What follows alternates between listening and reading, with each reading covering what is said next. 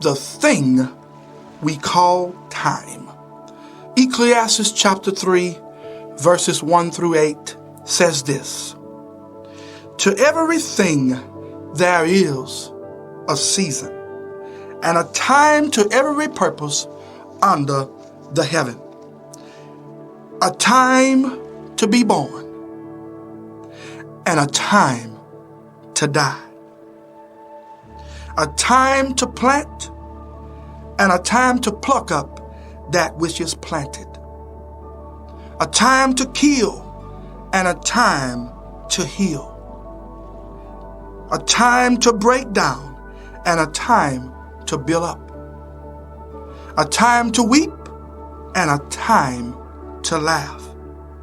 A time to mourn, and a time to dance. A time to cast away stones, and a time to gather stones together.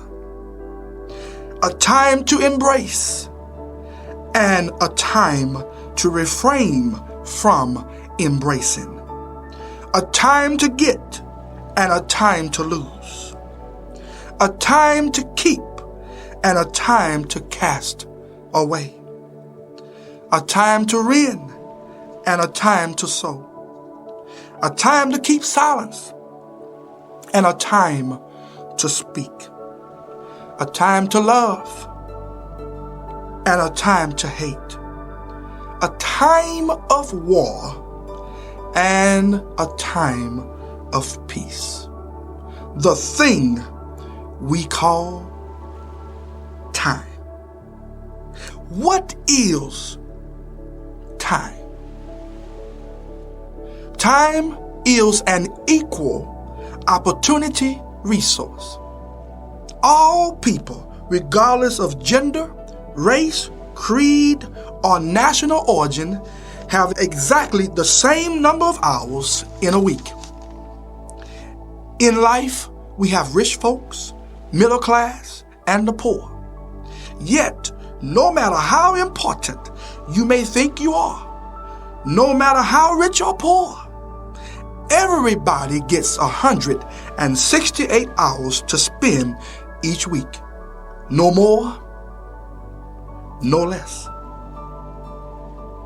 Time is not a respecter of persons. Time plays no favorites. It has no favorites.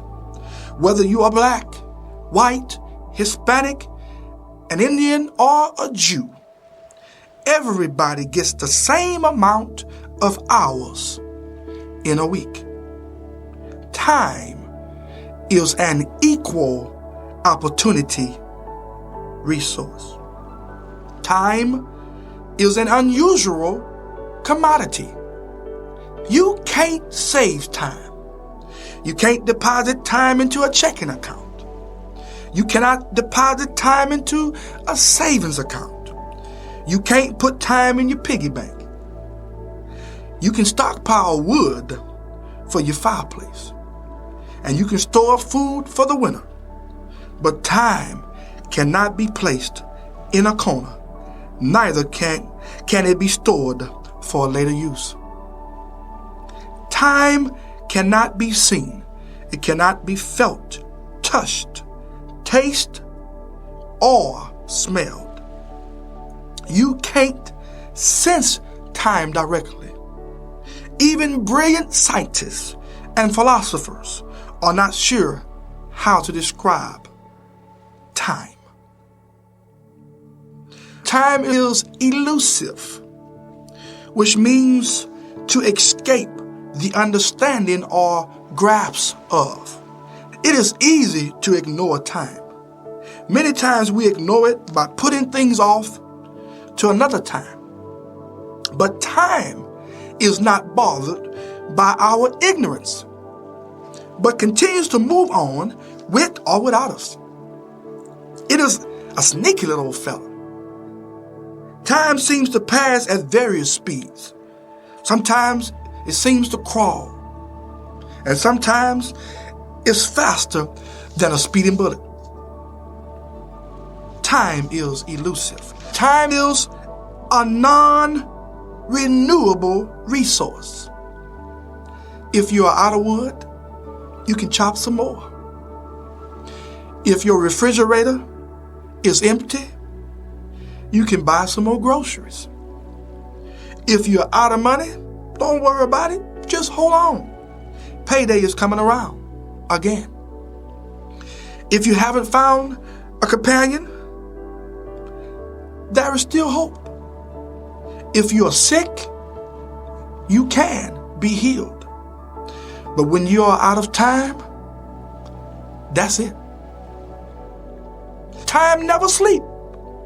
It never take a nap. Time is always on the move. Some of us would sleep all day if we could. But time, it never sleep. It never take a break. I would like to leave you with this dynamic poetry written by Rachel Kelly, entitled Redeeming the Time. Redeeming the time. Take the moment today to do some deeds of kindness, to take some time to pray. Seize each opportunity to make the most of your day. Notice those around you. Be mindful what you say. Every morning when you awake to another new day, thank God for the time, though the skies be gray. For each day that you live is a gift from above, a gift to be shared with others you love. Take charge of each moment. Soon time passes by. Oh, heed to God's call. Redemption draws nigh. For life is so short, there is no guarantee that tomorrow will come or a new day you'll see.